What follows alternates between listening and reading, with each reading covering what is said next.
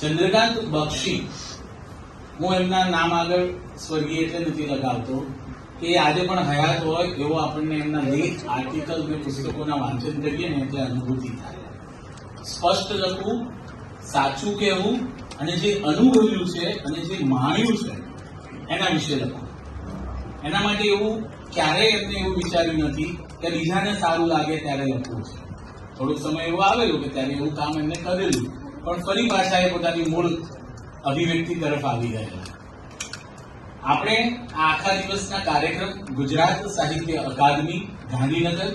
આંગિકમ foundation, આપણા જ કેમ્પસમાં ચાલતા radio Palanpur, R Mehta college of science અને CL Parikh college of commerce, Banaskantha mercantile law college, GD Modi college of arts,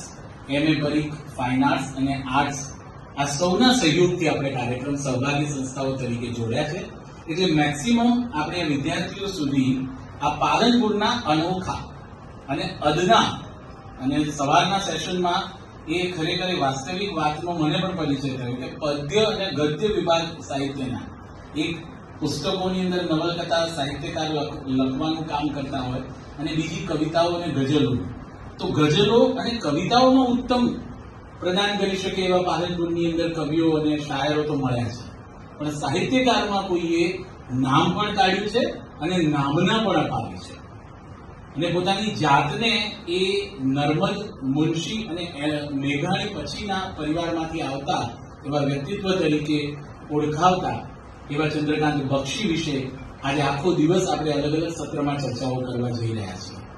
મૂળ ગુજરાત સાહિત્ય અકાદમીના અધ્યક્ષ ડોક્ટર ભાગ્યેશ ઝા સાહેબ, જયેન્દ્રસિંહ જાદવ, મહામાત્ર સાહિત્ય અકાદમીના, અને અજયભાઈ અને એમની ટીમ સતત ગુજરાત રાજ્યમાં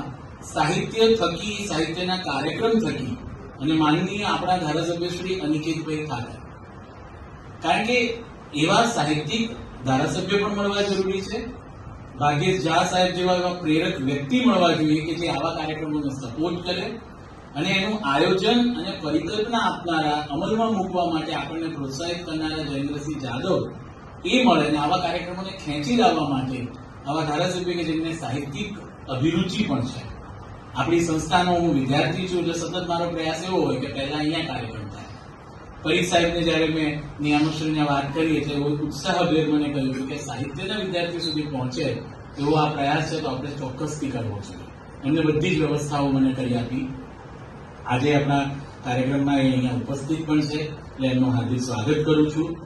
આજના સેશનના અધ્યક્ષ તરીકે, કારણ કે સાહિત્યિક રચનાઓએ કોઈ વક્તવ્ય હોય તો એના એક અધ્યક્ષ હોય, જેથી એ સંવાદ થયા પછી આપણે પરિસંવાદ નામ છે, સેમિનાર છે, તો અધ્યક્ષ તરીકે ડોક્ટર એમવી હાથી, જેઓ પૂર્વ પ્રિન્સિપાલ, પૂર્વ નિયામકશ્રી તરીકે અહીંયા સેવાઓ આપી ચૂક્યા છે,